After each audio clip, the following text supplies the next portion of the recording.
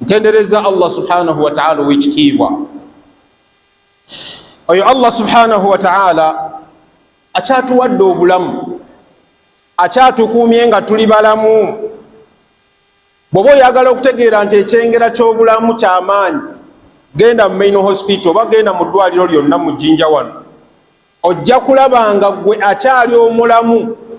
Osaanidde okwongera okwebaza Allah subhanahu wa ta'ala ala ni'mati alhayat, olw'obulamu Allah subhanahu wa ta'ala bwakoze eki, bwakuwadde. So tumutendereza Allah subhanahu wa ta'ala. Allah subhanahu wa ta'ala bikudratihi wa bikuwatihi wa bi'azamatihi wa bijalalihi subhanahu wa ta'ala, buli wobeera osaanidde okutendereza Allah subhanahu wa ta'ala ow'ekitiibwa, kuba ye w'amaanyi. Allah ye w'amaanyi, Allah ye nannyini buyinza, Allah yalina obusobozi, Allah ye mugabi. Teriyo muntu yenna yenna ayinza kukuwa nga Allah subhanahu wa ta'ala teyakigera nti ofune. So tusaanidde okubeera nga tumutendereza Allah subhanahu wa ta'ala, tusaanidde okubeera nga tuteeka mu nkola amateeka ga Allah subhanahu wa ta'ala gatulagira okukola. Nzizizzaako okusaba ebyengera n'emirembe biddewo w'ekitiibwa Nabbi Muhammad sallallahu alayhi wa sallam. Nabbi sallallahu alayhi wa sallam Allah gwe yatuma nga bashiran wa nadhira, ayina amawulire ag'essanyu gatuwa nti anaabaatidde Allah ng'ateese mu nkola ajja kuyingira ejjana, anaabaganye ajja kuyingira muliro. Nsaba Allah subhanahu wa ta'ala asse ebyengera n'emirembe kuw'ekitiibwa Nabbi Muhammad sallallahu alayhi wa sallam ne ku baswahaba bonna abakola omulimu ogwo ne batambuza obusiraamu n'abanaagutambuza mpaka Allah subhanahu wa ta'ala lwalisaanyaawo ensi eno n'ebigirimu. Oluvannyuma lw'ebigambo ebyo, usi nafsi wa iyyakum bitaqwa Allah, mbalaamira okutya Allah subhanahu wa ta'ala. Wasiya ebigambo ebyo Imaamu bwe lwalinnya ku kituuti olunaku olw'ejjuma, mu bigambo by'alina obbagamba ekyo kirina okubaamu, era bwe kiba tekibaddeemu kitegeeza nti khutuba nkendeevu. Usi nafsi wa iyyakum bitaqwa Allah, naamira omutima gwange nammwe mbalaamira okutya Allah subhanahu wa ta'ala buli wemubeera wonna wonna. Allah yassa amateeka mangi agali mu layini eyo ey'okutulagira amuru, ey'okutulagira okubeera nga tutya Allah subhanahu wa ta'ala. Ne Nabbi sallallahu alayhi wa sallama naye n'ayongerezaako ebigambo ebitutegeeza okutya Allah subhanahu wa ta'ala. Okutya Allah kitegeeza kuteeka mu nkola kyebagambye okukola kikole, kyebagambye okuleka kireke tokikola, kuba Allah subhanahu wa ta'ala ye nannyini busiraamu. Neyatumira Nabbi sallallahu alayhi wa sallama abeere nga atunnyonnyola Allah subhanahu wa ta'ala byakola ki, byayagala, era yakikola. Teri kye yalekayo okuggyako nga akitubuulidde. Olunaku luno olwaleero mu ddakiika ntonotono njagala twejjukanye aya esembayo mu ssuula gye bayita suratul Kahf. Essuula eyo mbategeezezza nti Nabbi yatukubiriza nnyo gisomanga ku lunaku olwokutaano. Mu by'olina okukola ku lunaku olwokutaano olina okumanya nti osomye essuula gye bayita suratul Kahf okuva enjuba lwevaayo mpaka enjuba lwebulirayo. Akaseera ako akali wakati ako kakozese okusoma essuula eyo, kuba nkulu nnyo mu lunaku luno olwaleero. Atalina gisoma bwe tumala okusala ejjuma wandibadde ogisoma, bwe tulijja okugyogerako tuligyogerako, naye olwaleero nzize kubabuulira ku aya emu mu ssuula eyo eyitibwa surati Kahfi, nga ye ssuula ye aya ey'ekikumi mu ssuula era yesemberayo ddala. Allah subhanahu wa ta'ala atugamba nti faman kana yarju likaa rabbihi falyamal amalan saliha wala yushriku biibadati rabbihi ahada. Omuntu yenna amanye obulungi era asuubira nti essaawa ejja kutuuka asisinkane ayimirire mu maaso ga Allah subhanahu wa ta'ala ow'ekitiibwa, akole ki? Falyamal amalan saliha, akole emirimu emirungi. Falyamal amalan saliha, akole emirimu emirungi. Ekyokubiri, wala yushriku biibadati rabbihi ahada, tagezangako kukola shiriki, tagezangako ogattika ku Allah subhanahu wa ta'ala ekintu kyonna buli lwobanga osuubira, buli lwobanga omanyi ng'era okakasa nti ojja kusisinkana Allah subhanahu wa ta'ala, oyimiriraawo nga wakati wo neye Allah, laisa bainakuma turjuman, tewaliwo omutafuta yenna yenna. Bakubuuza akana n'akataano, falyamal amalan saliha, kola emirimu emirungi, wala yushriku biibadati rabbihi ahadan, togattika ku Allah subhanahu wa ta'ala n'ekintu kyonna kyonna. Basahaba bannabbi ensonga eyo bagitegeera bulungi nnyo. Obuzibu buli mu ffe, tetunnategeera bulungi, oba tetunnakakasa, oba tetunnamanya, oba tetumanyi kikijja. Naye ng'ekijja kizibu nnyo, kyetaagisaamu okutya Allah subhanahu wa ta'ala, kyetaagisa nnyo okuteeka mu nkola amateeka ga Allah subhanahu wa ta'ala, okwewala ekibambulira ekijja. Allah kyatugamba nti faman kana yarju likaa rabbihi falyamal amalan saliha wala yushriku biibadati rabbihi ahada. Oli musiraamu, alhamdulillah. Okubeera omusiraamu si choice yo, Allah yasalawo obeera omusiraamu. Bameka nga si basiraamu abali ku nsi kuno bangi, naye gwe Allah n'akuwa ekyengera. Ekyengera ky'obusiraamu buli olukya twebazenga Allah subhanahu wa ta'ala, ogambe nti raditu billahi rabba wa bil islami diina wa bi muhammadin sallallahu alayhi wa sallam nabiyya. Buli olukya ku makya n'ekawungeezi, ebyo ebigambo tebikuvanga ku mumwa nga bukedde n'ekawungeezi. Raditu billahi rabba wa bil islami diina wa bi muhammadin sallallahu alayhi wa sallam nabiyya. Baddu ba Allah, oli musiraamu alhamdulillah, naye obusiraamu obukoledde ki? Buli omu weebuuze, ddayo otuule ku mulimu gw'oba ewaka, ogambe nti ndi musiraamu emyaka 4, ndi musiraamu emyaka 2, ndi musiraamu omwaka gumu. Obusiraamu mbukoledde ki? Contribution yo ku busiraamu ki? Obusiraamu obwongeddeko ki? Weebuuze ekibuuzo ekyo, kuba gye gimu ku mirimu eminene, emirimu emirungi gye tuteekeddwa okubeera nga tukola. Nja kuwayo ekyokulabirako bingi, naye waliwo abasajja nga sibaali basiraamu, naye olw'okuba nti baategeera obusiraamu value y'obusiraamu ne beekyawa ne bagamba byonna ebisigadde tubirese, tuyingidde obusiraamu, ne bayingira obusiraamu, era wallahi ne bakolerera obusiraamu. Nabbi sallallahu alayhi wa sallama n'atuuka n'obbawaako obujulizi nti haadha rajul, omusajja oyo min ahli aljanna, wa mujjana. Naye wallahi nga teyasalako essola yadde n'emu, nga tavunnamangako lillahi sajidatan wahida, fadakhala aljanna. Nabbi sallallahu alayhi wa sallam n'amuwaako obujulizi nti omusajja oyo wa mujjana, yadde nga tasaalangako, yadde nga tayaziinangako, yadde nga takimangako swala, naye nabbi n'amuwaako obujulizi innahu min ahli aljanna. Waliwo omusajja yali abdan aswad, abdan habashi, musajja nga muddu, alunda mbuzi, alundira mu Yahudi mbuzi. Nabbi sallallahu alayhi wa sallama gazwatu Khaybar ne rubaawo olutalo lw'e Khaybar. Bw'atuuka mu Khaybar ayungula abawanvu n'abampi nti musooke mufeffette mulabe, tulabe embeera wano we tuli. Embeera tewaliwo balabe bayinza tukwata, tewaliwo balabe bayinza tutuusaako bulabe. Basahaba ne bafeffetta, kye bayita sariya, ne batambula nga batambula bafeffetta balaba embeera, ne basanga musajja mukulu kaddugala ng'alunda mbuzi. Gamba ono tumukwate tumutwale w'omubaka sallallahu alayhi wa sallam, kuba tomanya oba oli awo naye ali wano atubuzaabuza nti alunda mbuzi, naye ng'alina byakola ki? Alina byaketta. Sajja ne bamukwata kaddugala ne bamutwala ewa Nabbi sallallahu alayhi wa sallam, naye mbuzi ze. Bw'atuuka ewa Nabbi sallallahu alayhi wa sallam n'amugamba munaye nno busiraamu, n'amubulira obusiraamu. Omusajja n'agamba ya Rasulallah, njagala okusiramuka, njagala mbeere musiraamu olw'ebigambo by'oŋŋambye sallallahu alayhi wa sallam, naye embuzi z'abantu bano bali embuzi zaabwe ngenda zikola ntya olw'okuba embuzi zino amaana buvunaanyizibwa bwabunkwasa siteekeddwa kubuzaabuza embuzi zino bwe nsiramuka tugenda zikola tutya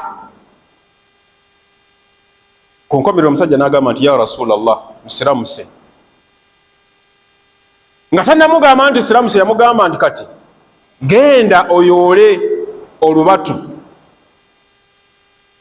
olw'enfuufu oba olw'obuyinja okanyuge mu mbuzi ezo embuzi ezo buli mbuzi ejja kudduka emisinde eddeyo ewannanyiniyo. Wallahi omusajja naye kye yakola n'akanyuga olubatu n'asuula bw'akanyuga olubatu olwo buli mbuzi yadduka misinde kuddayo waayo n'agamba alhamdulillah amaana kati obwo obuvunaanyizibwa bwejjeeko kati ya rasulallah aslamtu nsiramuse ekyo kiwedde nkoze eki nsiramuse. Wallahi musajja n'asiramuka sahabiyun jalil n'asiramuka bw'asiramuka baba kyali awo sola tennatuuka tannayiga na busiraamu kyeki olutalo ne lutandika gazwatu Khaybar. Olutalo bwe lutandika musajja n'alwana faqatala n'alwana ng'alwanirira busiraamu akola mulimu mulungi faman kana yarju likaa rabbihi falyamal amalan saliha wala yushriku biibadati rabbihi ahada faqatala hadha arrajul faqatala hadha sahabiyu ljalil ila an mata. Olutalo lwagenda okugwa nga musajja mukulu alusuddemu akaba afudde naye nga tasaddeeko tasiibyeko tatodde ku zaka talina kyakoze kyonna kyonna. Bwe bayitaayitamu okulaba abafudde ne bamusanga abamu baali tebamumanyi gamba ate ono yaani ono bwe bamutuuse wa rasul sallallahu alaihi wasallam n'agamba musajja ono yakoze eki musajja ono yasiramuse hani allahu tumuyozaayoza. Nabbi n'abagamba era ndaba zawujatahu ndaba bahurul in ab'omujjana nga ndaba mukyala ow'omujjana ng'akoze eki ali awo ndimulaba waali awo. Naye ng'omusajja oyo yayingira obusiraamu teyasaalako swala yonna teyasiibako yadde ekitundu ky'olunaku teyasaddaakako kusiramuka kumala kusiramuka kugenda mu jihad khalas kufa n'ayingira ki n'ayingira ejjana. faman kana yarju likaa rabbihi falyamalu amalan saliha. Banaye tukole emirimu emirungi. Sahaba owokubiri bamuyita Amr bun Thabit fima yarwihi fi Abi Dawuda fi sahihihi. Abi Dawuda atugamba nti Amr bun Thabit radiyallahu anhu yali e Makka nga musajja muzibu nnyo ku basiraamu. Nabbi bw'asenguka okudda e Madiina baali bali awo nga bamulaba ate ku lunaku olwo lwe lwali olunaku olwagaziwati Uhud. Bw'atuuka e Madiina, mu Madiina abuuza nti aina ahali aina abnai amami, ab'ekika kyange nga sibalaba baliwa? Abaali basigadde mu Madiina ne bagamba buli gwobuuza wano gwotalaba wano agenze Uhud, abagenda e Makka mu umra oba mu hijja. Uhud mumanyiyo, mumanyi distance okuva e Madiina okutuuka e Uhud. N'agamba kale kambalumbe gye bali. Agenda okutuuka eyo n'agamba nze mbadde ntya okusiramuka olw'okuba mbadde ataamal muamala ribawiya, mbadde musajja wa riba, so mbadde ntya okukola ki okusiramuka kuba obuzibu bwa biba mu busiraamu mumanyi, si musiraamu. N'agamba kye kibadde kintuuse naye kasita namaze okusolovinga ebyaki ebya riba kati nzize kukola ki kusiramuka. Fa aslama, n'asiramuka mu maaso ga Rasul sallallahu alaihi wasallam. Faqatala, nga talabye na ku bantu be bazze okulaba. Fakutila fi hadhihi almaraka, olutalo lwagenda okugwa nga Amr bun Thabit akoze eki? Amr bun Thabit afudde. Abantu be bagamba ono yazitimye ekyeru nga tannafa akyalimu awo ak'obulamu. Bamugamba gwe kiki ekikuleese? Agamba banaye nzize nga nsiramuse kuba biri nabimaliriza nze kusiramuka. Baba kyayogera sajja n'afa. Nabbi n'agamba sallallahu alaihi wasallama, n'amugamba omusajja oyo innahu min ahli aljanna, omusajja oyo wa muki wa mujjana. Teyasaalayo swala neyo. kugwe mu busiraamu bwo. What is your contribution? Kiki ky'okontributinze ku busiraamu nga naawe okyewulira nti mu butuufu ekyo nsobola okuyimirira mu maaso ga Allah subhanahu wa ta'ala n'ambejjana.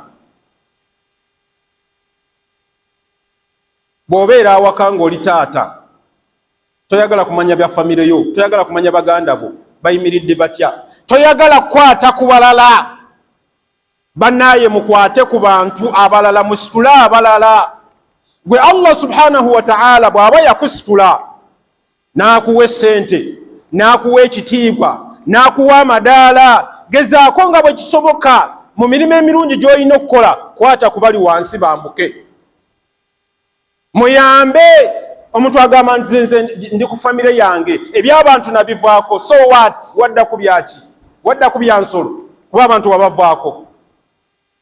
Oluusi ne twerabira n'okwerabira okukola emirimu emirungi mu makaago ne mubulamuko mulekwa, ne mubulamuko yatiima mulekwa, ng'ate naawe oba oli awo wali mulekwa n'ofuna kukwatako n'otuukawo wooli kati oli ddadi oli ssebo oli wa kitiibwa.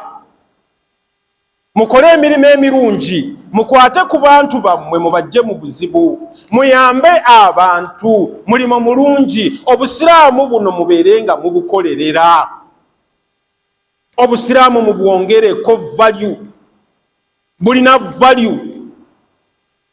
Yamba abantu, abantu mbayite, abantu mubasomesa obusiraamu babutegeere. Bangi nnyo tebamanyi. Olina abakozi abasiraamu n'abatali basiraamu, kugwe ovaawo n'ojja n'osaala abasiraamu n'obalekawo nga tebasadde, ovaawo abatali basiraamu nga tobabuulidde busiraamu, ng'ate osobola obusobozi obulina.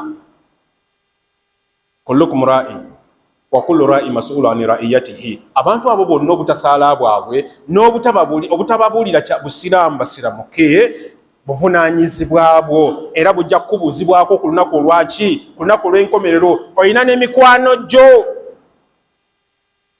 basiraamu abamu si basiraamu, buvunaanyizibwa bwo kuba Allah kyakwagalamu kwe batuusaako.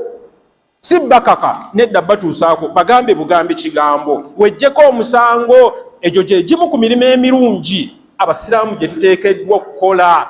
Bannaaye, baganda bange, basiraamu bannange, ebirala nga mubiteeseemu nnyo essente ne mubiteekamu nnyo n'obudde, mubiwadde essente ne mubiwa n'obudde. Saawe tuli mu ssaawa ya campaign, osanga omwana Adamu ng'ayiwa essente empya n'enkadde ng'aziwa muki? Aziwa mu campaign.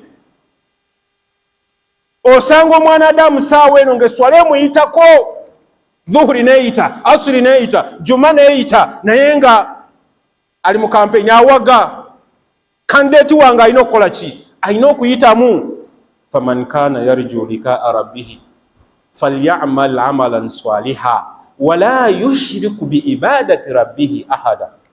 Banaye tukole emirimu emirungi. Essaawa ejja kutuuka nga tokyasobola, nga buli omu tayagala kukutunulako. Essaawa ejja kutuuka ove mu bulamu buno obwensi, abagenda okusooka okugamba nti bamuziike ye mukyalawo, naye nga musheyalinga obuliri, ye mukyala agambe haji banaye bamutwala, obudde buweddeyo, seeka bagende bakole ki? Bagende bamuziike. Takukkiriza kusulako ku kitanda, takukkiriza yadde okubeerako mu kisenge, agamba haji bamutwale. Kuba bwe bakutuusa mu nnyumba ng'ofiiridde mu ddwaliro, wallahi tebakutuusa mu kisenge, mu ddiiro okoma mu ddiiro. Tayinza kukkiriza nti bakutwale eri mu kisenge gy'asula gye mubadde musula, okoma wano mu ddiiro. N'omufaliso tayinza kujja gwa ku kitanda, bakuteeka ku mukeeka ne bakuteekaawo. Faman kana yarju likaa rabbihi falyamal amalan swaliha. Abaana baffe tubakolerere kituufu, naye naffe twekolerere, tukole emirimu emirungi. Muntu abeera agamba noonya mata g'abaana, naawe noonya agago. Ag'abaana ganoonye, onoonye n'agago. Amata agago ge galiwa? Gye emirimu emirungi ogenda okusanga mu maaso ga Allah subhanahu wa ta'ala yawmal qiyama. Nkolerera abaana, naawe weekolerere. Nkolerera amaka gange, kolera amaka go ag'olubeerera. Faman kana yarju likaa rabbihi falyamal amalan swaliha wala yushrik biibadati rabbihi ahada. Emirimu emirungi mingi. campaign mwezi wadde obudde nosanga omusiraamu nasanga musiraamu munne olwokuba oli awagira oli nagamba wallahi sikyamuwa salaamu. Ali musiraamu gani? Salaamu eyo gy'ogaanye omuwa erina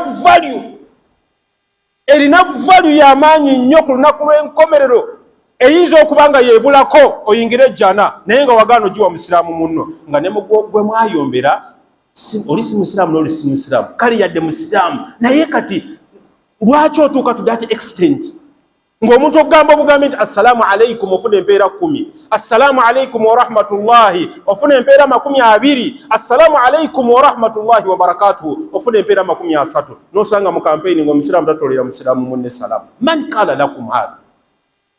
Ani ekyo yakibagamba? Ani yakibasomesa? Ng'ate musiraamu munno gw'ogaana okuwa salaamu olwa kandidate wo, wallahi yagenda okuyimirira mu swaffa, yagenda okuyimirira mu layini akusaalire akusabire, yagenda okukunaaza, yagenda okuzinga. Kandidate oli gw'obadde okubira enduulu n'oyiwayo, mumanyi mbusimanyi oyuyeewo omubiri n'oyiwawo omubiri, wallahi tagenda kuyimirira mu layini yo. Campaign olugwange simu akyusa ng'ajjako ennamba ne bwakuba tayagala kumanya kuba kyaggwa oli madaala. Naye wa Allah subhanahu wa ta'ala tukole emirimu emirungi. Tetubagaana kuwagira be mwagala, muwagire, naye muwagire nga mumanyi nti muli basiraamu. Muwagire nga mumanyi eriyo olunaku lika rabbikum lwe mugenda okusisinkana omutonzi wammwe Allah subhanahu wa ta'ala. Wagira naye manya nti olina okuwagira nga swala tekuyiseeko, olina okuwagira nga tokyayi musiraamu munno, olina okuwagira nga tokubye musiraamu munno. Abamu bakuba n'okuvuma ne bavuma. Laba embwa eyo n'avuma naye ng'avuma musiraamu munno. Lwaki? Awagira kandidate mulala n'oli awagira kandidate mulala. Ani yabagamba? Faman kana yarju likaa rabbihi falyamal amalan salihan wala yushrik biibadati rabbihi ahada. Aqulu ma tasma'un wa astaghfirullaha al-azim li wa lakum wa lisa'il muslimina min kulli dhanb fastaghfiruhu innahu huwal ghafurur rahim wa huwal barrul karim. Alhamdulillah ala ni'matil islam, alhamdulillahi ala alaihi wa ala na'maihi, wassalatu wassalam ala rasulihil karim sayyidina Muhammad salawatu rabbi wa salamuhu alayhi wa ala alihi wa ashabihi wa tabi'ina lahum bi ihsanin ila yawmiddin wa sallama tasliman kathira. Amma ba'd, ayyuhan nas, أوصيكم ونفسي بتقوى الله سبحانه وتعالى. اتقوا الله سبحانه وتعالى وراقبوه مراقبة من يعلم أنه يسمعه ويراه، وتزودوا فإن خير الزاد التقوى واتقوه يا أولي الألباب. ألا وصلوا وسلم على من أمرتم بالصلاة والسلام عليه، وقد أمرنا الله سبحانه وتعالى في كتابه العزيز حيث يقول إن الله وملائكته يصلون على النبي يا أيها الذين آمنوا صلوا عليه وسلموا تسليما. اللهم صل على محمد وعلى آل محمد كما صليت على إبراهيم وعلى آل إبراهيم، وبارك على محمد وعلى آل محمد كما باركت على إبراهيم وعلى آل إبراهيم العالمين إنك حميد مجيد. اللهم وارض عن أربعة الخلفاء الأئمة الحنفاء أبو بكر وعمر وعثمان وعلي، وعن بقية أصحاب رسول الله وعن التابعين ومن تبعهم بإحسان إلى يوم الدين. اللهم أعز الإسلام والمسلمين وأذل الشرك والمشركين ودمر أعداء الدين واحمي حوزة الدين يا رب العالمين. ربنا ظلمنا أنفسنا وإن لم تغفر لنا وترحمنا لنكونن من الخاسرين. اللهم من أراد الإسلام والمسلمين بسوء فرد كيده وأشغله في نفسه. لا إله إلا أنت نستغفرك ونتوب إليك. اللهم كثرت في ذممنا الديون فأعنا على قضائها قبل المنون. اللهم اغفر لنا ولوالدينا وارحمهم كما ربونا صغارا، واغفر للمؤمنين والمؤمنات والمسلمين والمسلمات الأحياء منهم والأموات برحمتك يا أرحم الراحمين. اللهم إنا نسألك الجنة وما قرب إليها من قول وعمل، ونعوذ بك من النار وما قرب إليها من قول وعمل. وصل اللهم على نبينا محمد وآله وصحبه وسلم. walhamdulillahi rabbil alamin. A'udhu billahi minash shaitani rajim. Atimma ilayka min alkitabi wa aqimis salah inna salata tanha anil fahsha'i wal munkar wa dhikrullahi akbar.